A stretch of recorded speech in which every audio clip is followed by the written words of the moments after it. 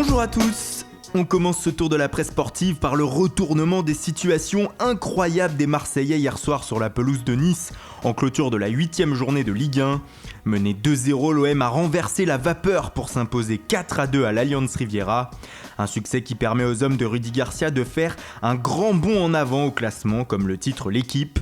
Les Olympiens sont désormais sur le podium à la 3ème place, à égalité avec Nantes.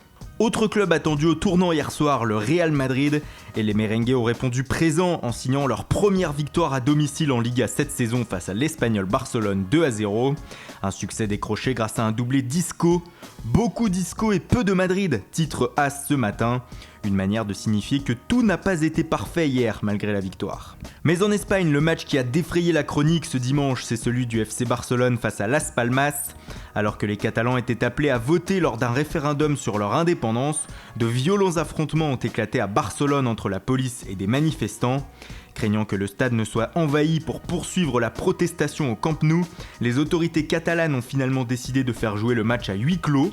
Une honte pour Sport ce matin, pour qui le match n'aurait jamais dû avoir lieu. Même titre en catalan en une de l'Esportiu qui se sert de son édition papier comme d'une tribune politique en dénonçant, je cite, « la violence brutale de la police contre la démocratie ». Marca s'indigne aussi ce matin sur sa une, mais contre le club catalan. Ce Barça-là, personne ne l'applaudit, titre le journal. Pour le média, le Barça a tenté de faire reporter le match en soutien au référendum illégal qui se tenait en Catalogne. En tout cas, cette situation fait parler à l'étranger, notamment en Angleterre. Le Barça derrière les portes fermées, titre le Guardian. Pour The Independent, il y avait 98 000 sièges, mais pas de fans.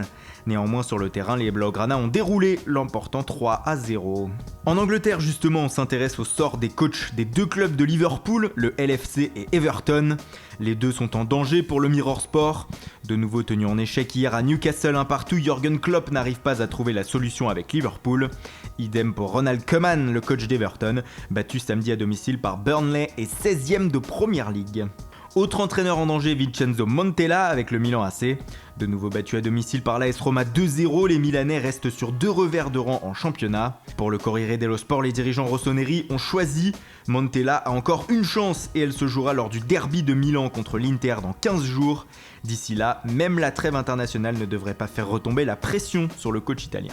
Et enfin, on termine par un autre club en crise, le Bayern Munich. Après avoir limogé Carlo Ancelotti en fin de semaine dernière, les Bavarois n'ont pas relevé la tête hier. Pire pour Bild, la crise s'aggrave. Tenu en échec de partout sur la pelouse du Hertha Berlin, les Munichois sont désormais à 5 points du Borussia Dortmund. Surtout, ils ont perdu Franck Ribéry sur blessure, peut-être pour 2 ou 3 mois. Enfin, toujours selon Bild, le Bayern n'aurait toujours pas trouvé de nouvel entraîneur. La trêve va peut-être faire du bien à Munich. Voilà, c'est tout pour aujourd'hui. Merci pour votre fidélité. Bonne journée à tous et rendez-vous dès demain matin pour une nouvelle revue de presse.